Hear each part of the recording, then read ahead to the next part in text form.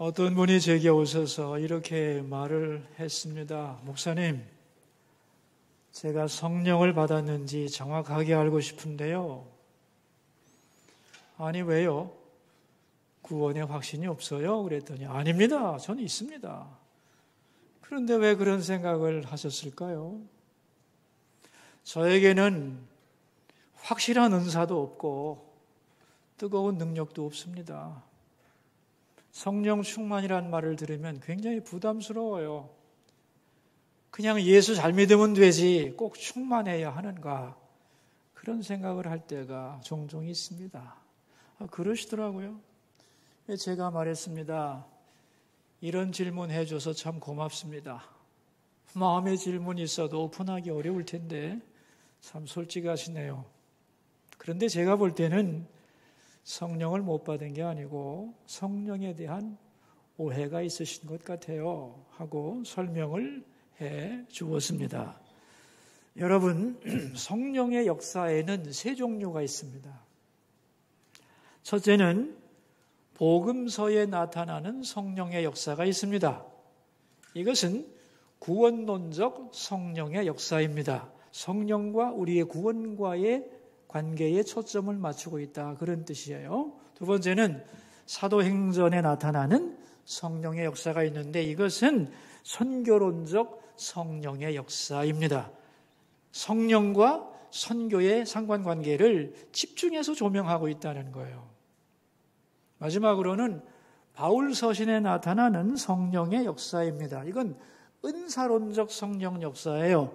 성령과 우리의 은사에 관한 문제를 주로 다루는 내용이다, 그런 얘기입니다.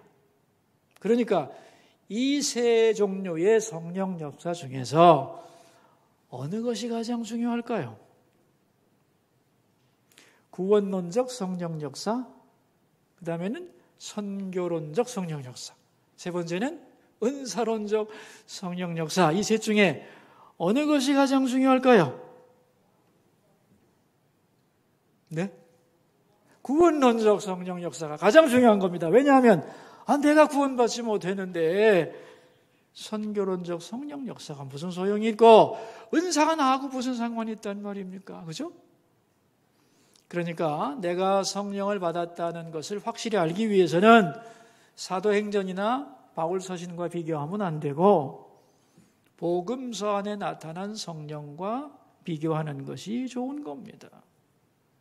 근데 복음서 중에서도 요한복음이 특별히 개인 구원과 관련된 성령 역사를 자세하게 다루고 있습니다. 성령께서 하시는 일이 굉장히 많지만 가장 간단하게 요약해서 말해주는 성경 구절을 한번 찾아보시겠어요?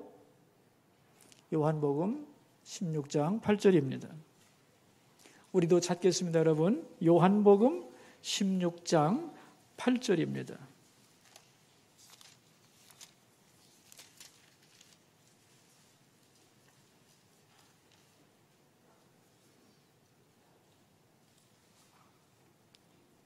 찾으셨나요?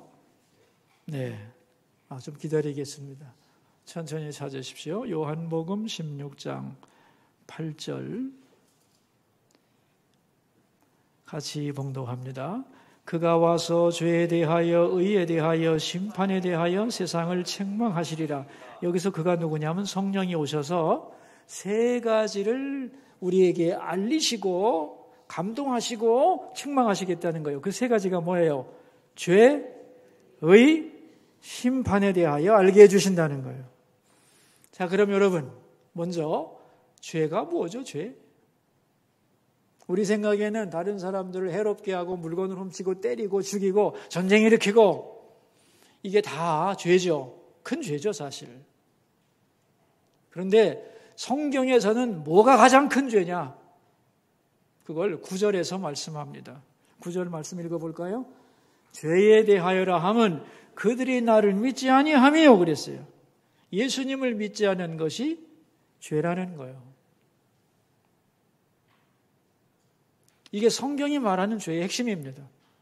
자, 그럼 제가 질문하겠습니다, 여러분. 우리는 죄를 많이 지어서 지옥 가나 아니면 예수 안 믿어서 지옥 가나? 네? 그걸 누가 가르쳐 주는 거예요? 성령께서 가르치신 거예요. 우리의 이성과 논리로 알 수 있는 게 아니죠. 죄가 뭔지를 성령이 알려주신다는 겁니다. 예수 믿지 않는 것이 죄다. 예수 믿으면 어떤 죄든지 용서받는다. 이 거룩한 지식, 이것은 성령이 우리에게 주시는 은혜요 선물이라는 거예요. 자, 두 번째, 의란 무엇이냐 하는 거예요. 의. 유대인들이 생각하는 의는 십계명을 잘 지키는 겁니다. 계명을 지키는 게 의라고 그들은 생각했어요. 우리는 뭘 의라고 생각하느냐? 선행을 많이 하면 의를 가졌다고 생각하죠. 근데 성경이 말하는 의란 뭐냐? 10절입니다. 같이 읽읍시다. 의에 대하여라 함은 내가 아버지께로 가니 너희가 다시 나를 보지 못하며, 내가 아버지께로 가는 게 의래요. 내가 아버지께로 간다는 게 뭐예요? 예수님이 십자가에 죽으신다는 거예요. 의란 뭐냐? 성경이 말하는 예수님의 십자가의 공로, 그것으로만 우리는 의로워질 수 있다는 거예요. 십자가의 의로만 의로워질 수 있다. 이걸 누가 가르쳐 주신다고요? 성령께서 가르치시는 거예요. 세상의 지식이 아니에요. 마지막으로 심판이란 뭐냐 하는 거예요. 잘못된 사람에게 벌을 주는 게 심판이죠. 그죠? 그러면 여러분, 우리 십자가를 한번 생각해 보실까요? 십자가에 예수님이 달리셨거든요. 누가 심판을 받은 것일까요? 심판을 누가 받았어요? 십자가에서 예수님이 받으셨잖아요. 우리 죄를 대신해서 심판을 받으신 분이 예수님이잖아요. 그죠? 그러면 예수님을 심판한 주체, 심판자들은 누구였어요? 그 당시에 지도자들, 정치, 종교적인 지도자들이 예수님을 심판했잖아요. 그죠? 그런데 성경은 심판이 뭐냐고 했을 때 11절로 대답을 하는 거예요. 11절. 심판에 대하여라 함은 이 세상 임금이 심판을 받았음이라 그랬어요. 누가 심판받는데요? 이 세상의 임금이 심판을 받는데요. 이게 무슨 말이냐면은 심판의 주체와 대상이 바뀌었다는 거예요. 십자가 사건을 놓고 보면 심판자가 이 세상의 왕들이죠. 심판의 대상은 예수님이고, 그런데 진짜로 성경에서 말하는 것은 누가 심판자라는 거예요? 예수님이 심판의 주체고, 세상의 모든 사람들, 그가 왕이든지 재판관이든지 어떤 사람이든지 다 누구 앞에 심판받는다는 거냐? 예수님이 그들을 심판하신다는 거예요. 아멘입니까? 이걸 누가 가르쳐 주느냐? 성령께서 가르쳐 주시는 거예요. 사람들은 자기가 심판의 주체라고 생각하죠. 예수님도 심판합니다. 그렇기 때문에 내가 예수를 안 믿는다고 말이지. 여러분, 진정한 심판자는 우리가 아닙니다. 예수님이 심판자라는 거예요. 그래서 오늘 요한복음 16장 8절에 보면은 성령이 하시는 일을 세 가지로 압축하고 있어요. 첫째가 뭐예요? 죄, 예수를 믿지 않는 게 죄다. 두 번째, 의, 십자가를 통해서만 의로 가진다. 세 번째, 심판. 진정한 심판자는 예수님이다 이거예요. 아멘입니까? 제가 질문한 분에게 말했어요. 집사님은 이 세 가지를 믿으세요? 아, 물론 믿지요. 그래요. 그럼 됐어요. 성령은 충분히 받으셨고 앞으로는 더 다양한 성령의 사역에 대하여 공부하시면 되겠습니다. 이런 말을 하고 헤어진 적이 있습니다. 여러분, 오늘 본문의 배경은 누가복음 자체 속에서는 나오지 않아요. 오늘 12장 10절을 보시면 그 배경이 안 나와 있죠. 그런데 이 배경이 어디에 나와 있냐면은 마태복음에 잘 나와 있어요. 어떤 일이 있었냐면 예수님께서 눈먼 소경, 눈 멀고 귀 먹은 사람을 고쳐주셨어요. 그걸 보면서 많은 이스라엘 사람들이 이는 다윗의 자손이 아니냐라고 놀랐습니다. 이스라엘 사람들이 생각하는 다윗의 자손은 뭐냐면 약속된 메시아를 다른 말로 다윗의 자손이라고 불렀거든요. 그러니까 예수님의 기적을 보면서 많은 사람들이 약속된 메시아다, 이분은 다윗의 자손이 아니냐, 라고 반응을 했다는 겁니다. 근데 왜 그런 반응을 했느냐 하면은 성경에 메시아에 대한 예언 속에 그렇게 다 나와 있거든요. 메시아가 오시면 소경이 눈을 뜨고 귀머거리가 듣게 될 것이다 그랬어요. 여기에 깊은 뜻은 뭐냐 하면 죄에 사로잡힌 인간은 눈이 있어도 보지 못하고 귀가 있어도 듣지 못한다는 거야.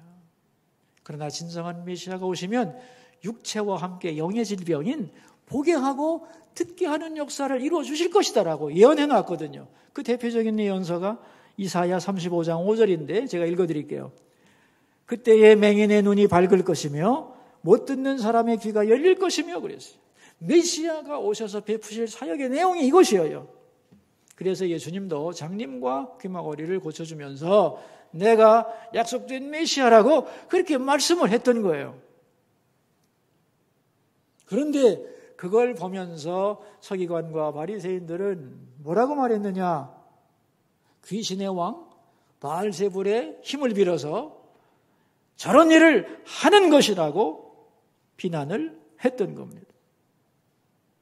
그 말을 듣고 예수님이 하신 말씀이 누가복음 12장 10절 오늘 본문의 말씀이에요. 다시 한번 읽어볼까요? 누구든지 말로 인자를 거역하면 사함을 받으려니와 성령을 모독하는 자는 사함을 받지 못하리라 그랬어요. 이 10절 말씀은 굉장히 난해한 구절이에요. 그죠? 성경에 어려운 구절이고 또 많은 성도들을 두렵게 만들기도 하고 반발심도 가져오게 하고 또 이 구절 때문에 수많은 질문이 생겨나고 있어요. 아니, 하나님은 우리의 모든 죄를 용서하신다는데 용서하지 않는 죄도 있는가? 예수님의 십자가는 모든 죄를 용서할 능력이 있는데 십자가라도 용서 못하는 죄가 존재한단 말인가? 그리고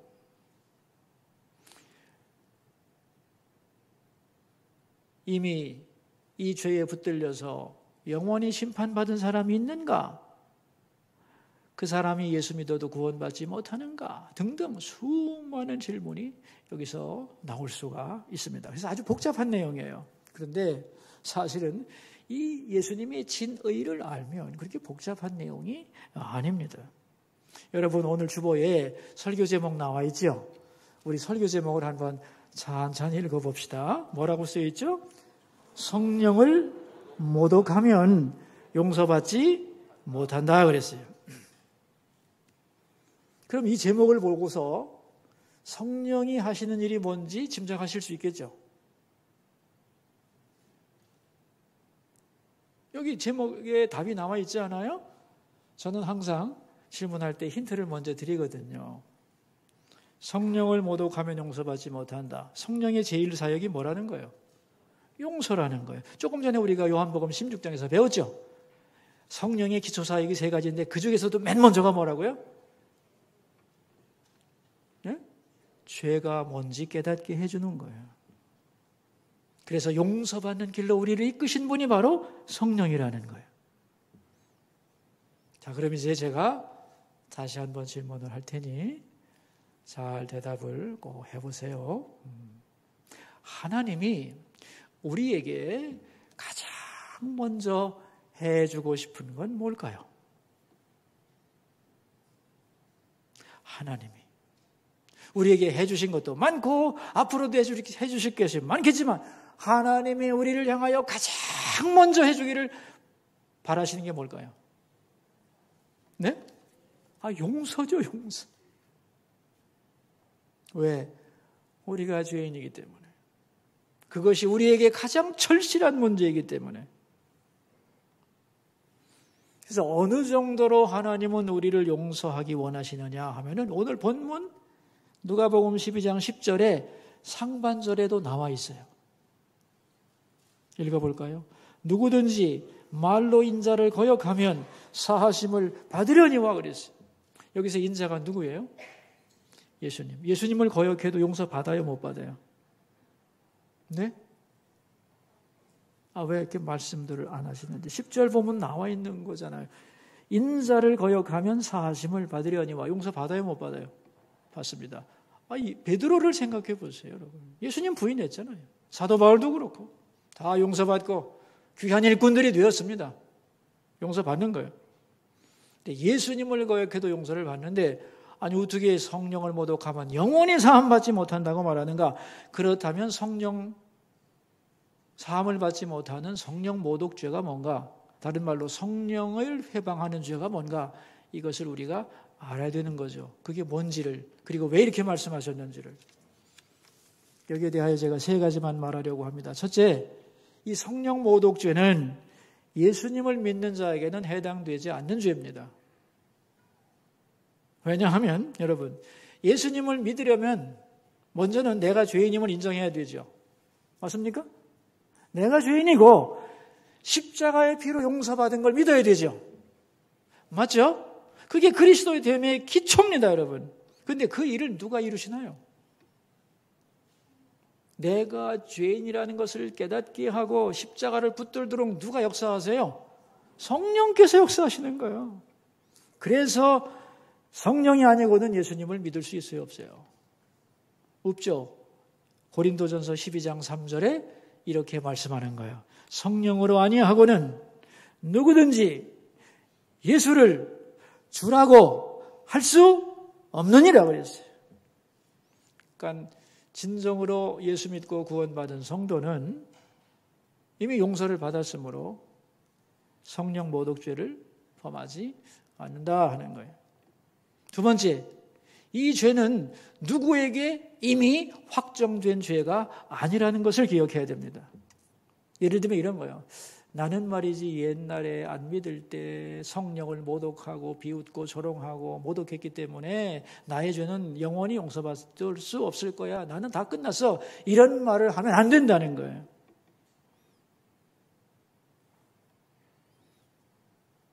여러분, 회개하면 용서한다. 이 하나님의 법칙이죠. 우리를 향한 하나님의 놀라운 은혜의 법칙이 뭐냐면 회개하면 용서한다는 거예요. 이건 어떤 경우에도 변하지 않는 진리입니다. 그러므로 모든 죄인에게 회개할 기회는 열려 있나요? 닫혀 있나요? 열려 있어요. 누구든지 성령께서 우리의 마음을 감동하여 자기의 죄를 깨닫게 하고 그 죄를 깨닫고 나서 하나님께 와서 십자가를 붙들고 용서를 빌면 그가 누구든지 그리고 언제든지 아무리 큰 죄를 지었더라도 용서된다 안 된다? 용서된다 안 된다? 된다는 거야. 이 성경의 내용 아닙니까? 그러니까 모든 죄인에게는 회개의 기회가 있다 없다? 있다 없다? 있습니다. 그가 누구라 할지라도. 그러니까 회개하고 싶은데 이미 늦어서 나는 용서받을 수 없다는 말은 절대로 성립되지 않는 것입니다. 그러나 반대로 회개하고 돌아오도록 성령께서 우리의 마음을 감동하여 죄를 깨닫게 해주는데 내가 죄인이라는 것을 느끼면서도 끝까지 거절하고 외면하면 용서할 방법이 없다는 거예요. 왜냐하면 성령의 사역을 고의적으로 거부하는 것이기 때문에 성령의 사역이 더 이상 진행될 수가 있어요, 없어요?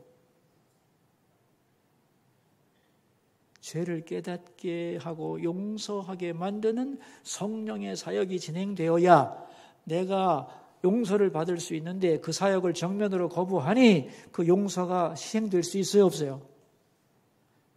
작동이 불가하다는 거예요.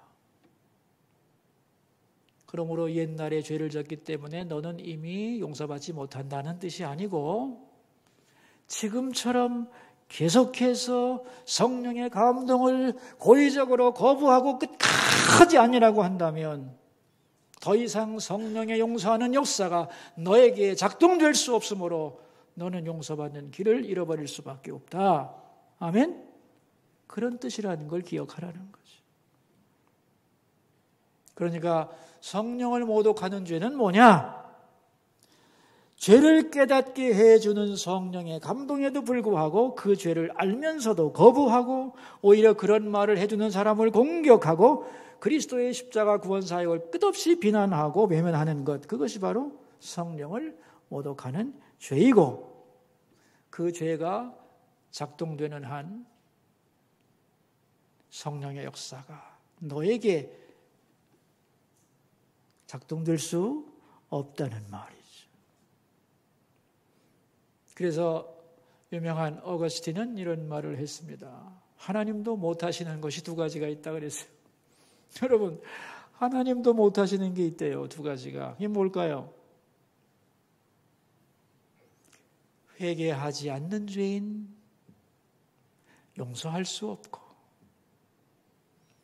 회개하는 죄인 용서하지 않을 수 없다. 이게 하나님의 은총이라는 거예요. 은총의 법칙이라는 거예요. 그러니까 성령 모독죄는 이것을 부정하는 말이 아니라는 겁니다. 자기 죄를 깨닫도록 그래서 회개하고 용서받게 하는 성령의 이 사역을 끝까지 거부한다면 성령이 너에게 역사할 방법이 없다. 그러므로 더 이상 용서받을 기회를 네 스스로 박탈하는 것인데 그런 사람이 되지 말라는 주님의 간곡한 명령인 것입니다. 그러니까 여러분, 우리가 살면서 실수도 하고 죄도 짓죠. 그런데 그 죄가 생각나는 거 보통 은혜가 아니에요. 내 죄가 생각난다는 것. 그래서 괴로운 거. 이건 하나님의 역사이며 성령의 은총임을 믿을 수 있기를 바랍니다. 성령이 감동하지 않으면 자기가 죄라는 것을 절대로 깨닫지도 못하고 깨닫는다고 해도 받아들이지를 않습니다. 이성과 양심 있는 인간은 법조문을 들이대고 네가 이거 잘못했잖아 그러면은 어쩔 수 없이 그래 뭐 그렇게 됐구만. 그래 나 죄 졌다. 그래서 어쩌자는 거야. 나만 죄인이야? 다 그렇게 사는데 하고 마음으로 받아들이고 회개의 길로 들어서지 못한다는 거예요. 그러나 성령께서 우리 양심을 통하여 우리의 영혼을 두드리시면서 우리의 잘못을 깨닫게 하실 때 맞습니다, 주님. 제가 잘못했습니다. 용서해 주십시오 하고 십자가 은혜를 붙잡게 하는 것, 이건 성령의 놀라운 은총이고 우리를 향한 하나님 아버지의 뜨거운 사랑의 결과라는 것을 확실히 믿기를 바랍니다. 그래서 하나님은 우리에게 죄를 생각나게 하고 이 죄를 용서받게 하기 위하여 예수님의 십자가 사건을 내 사건으로 받아들이게 해주는 거죠. 저는 이런 말 여러 번 들었어요. 2000년 전에 예수님의 십자가 사건과 나하고 무슨 상관이 있습니까? 오케이. 논리적인 인간은 다 그렇게 묻는다니까. 그런데 저 예수님의 십자가 사건과 나는 왜 관계가 있냐면 성령께서 그것을 가르치는 거예요. 너의 죄를 위하여 예수님이 십자가 주셨고 저 십자가의 피로만 너는 의로워질 수 있다. 그 성령의 가르치심에 말씀을 붙잡고 의지하는 자에게 십자가 사건은 바로 내 사건이 되는 거죠. 그래서 십자가의 은혜가 내게 부어지는 거죠. 2000년의 십자가, 예수님의 십자가와 나 무슨 상관이 있는가? 성령은 말씀합니다. 저것이 너를 위한 주님의 사건이라고. 그걸 믿고 그러므로 사람은 중생하는 거죠. 하나님의 자녀로 태어나는 것입니다. 그러니까 여러분, 성령의 도우심이 없으면 우리는 나의 죄를 알 수도 없고 회개할 수도 없고 용서받을 수도 없고 거듭날 수도 없고 거룩해질 수도 없고 주님과 동행할 수도 없는 거죠. 그러므로 성령은 우리의 신앙생활에 너무나 소중한 절대적인 존재라는 것을 잊지 않기를 바랍니다. 오늘 본문은 굉장히 격하게 반응하신 말씀이죠. 그죠? 예수님의 사역을 보고 끝없이 공격하는 그들을 바라보면서 하신 말씀이기 때문에 굉장히 격한 말씀이지만 이 격한 말씀 속에 들어있는 주님의 진심은 뭐냐? 오늘 본문 말씀을 통하여 예수님이 정말로 우리에게 하시고 싶은 말씀은 뭐냐 하면은 성령을 모독하지 말고 성령을 사모하는 자가 되라는 거예요. 성령을 사모하고 성령께서 너희의 마음을 두드리실 때 민감하게 응답하는 자가 되라는 거예요. 그게 주님의 오늘 본문 말씀 속에 들어있는 진정한 의미인 것입니다. 그런데 너희들은, 예수님이 이제 서기관과 바리새인들 앞에 하는 말이죠. 그런데 너희들은 내가 베푸는 이러한 기적을 보고 저게 하나님의 역사로구나, 저분이 메시아라는 것을 너희들이 느끼면서도 그렇게 인정하면 너희들이 손해가 날까 봐 저건 귀신의 장난이라고 말하는 그러한 말을 지속하는 한, 그렇게 성령을 모독하는 한 너희들에게는 더 이상 회개의 기회, 죄사함의 기회가 주어지지 않는 것임을 알라. 그러므로 마음을 돌이켜 어떻게 하라? 성령의 감동을 받아들이고 성령을 사모하는 자가 되고 성령께 민감한 삶을 살아가라는 권고인 것입니다. 이 은혜가 우리 모두에게 있기를 주의 이름으로 축원합니다. 기도하겠습니다. 우리 들은 바 말씀을 생각하며 세 가지 기도 제목 가지고 주께로 나갑시다. 첫 번째 기도 제목입니다. 성령을 사모하고 성령님께 민감한 사람이 되게 해주소서. 우리 함께 기도합시다. 여러분 자기 목소리가 자기 귀에 들리도록 소리내서 기도합시다. 주님, 오늘 주님은 성령을 모독하면 용서받지 못한다는 말씀을 하셨습니다. 그런데 이 말씀은 너무나 많은 사람들에게 오해를 샀습니다. 예수님의 말씀의 진정한 의미는 성령께서 너희들의 마음을 감동하고 죄를 지적하는데도 아니라 부정하면서 공격하는 사람이 되지 말고 성령을 사모하고 성령의 역사에 민감한 자가 되라는 권면인 줄로 믿습니다. 바라오니 아버지, 우리 모두가 우리의 신앙생활에 처음부터 끝까지 동행하시는 성령님을 사모하고 간절히 바라는 영혼들이 되게 하옵소서. 죄를 깨닫게 하실 때에 인정하고 회개하며 용서받게 하시고 거듭난 하나님의 자녀로 정결하게 하시고 날마다 주님과 동행하는 은혜가 넘쳐나게 하옵소서. 두 번째 기도 제목입니다. 우리 수서교회 성도들의 기도 사역에 함께 해주시고 매일 기도하며 주께로 가까이 나가는 주의 백성들이 되게 하소서. 또한 태신자들을 작정하여 싸우니 그들이 성령의 감동에 민감한 자들이 되고 주께로 돌아오는 영혼 되게 하소서. 우리 함께 기도 사역과 태신자들을 위해 기도하겠습니다. 하나님 아버지, 우리 수서교회 2022년도에 기도 사역을 시작했습니다.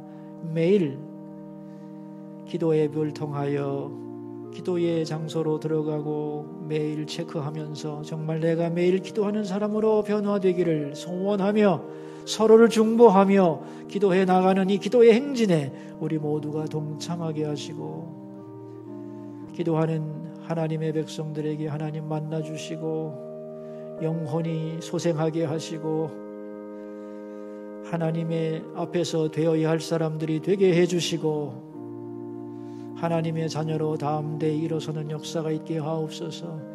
우리가 작정한 태신자들 그들의 영혼을 두드려 주시고 노크해 주시고 주께로 돌아오는 은혜를 그들에게 베풀어 주옵소서. 세 번째 기도 제목입니다. 우리 대한민국과 열방을 위해 기도하겠습니다. 하나님, 우리나라에 새로운 지도자를 보내주셨습니다.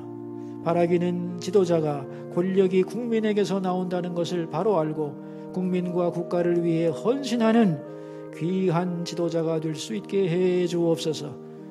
그리고 우크라이나 전쟁이 속히 해결되게 하옵소서.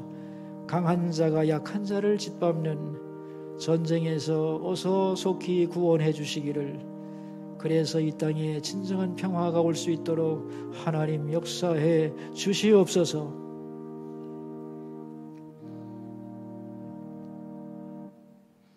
거룩하신 하나님, 우리에게 성령을 날마다 부어주소서. 그래서 자기 죄를 깨닫고 회개하고 구원받는 역사가 날마다 일어나게 해 주소서. 죄에서 자유를 얻게 하시고 하나님의 자녀로 살아갈 힘과 용기, 지혜와 능력을 부어주소서. 필요할 때마다 위로와 평안을 주시고 우리의 심령이 주님을 향해 뜨겁게 타오르게 하시고 믿지 않는 영혼을 향한 간절한 사랑도 물붓듯 부어주시옵소서. 성령을 사모하고 성령께 민감한 백성으로 우리를 새롭게 하소서. 존귀하신 예수님의 이름으로 기도하옵나이다. 아멘.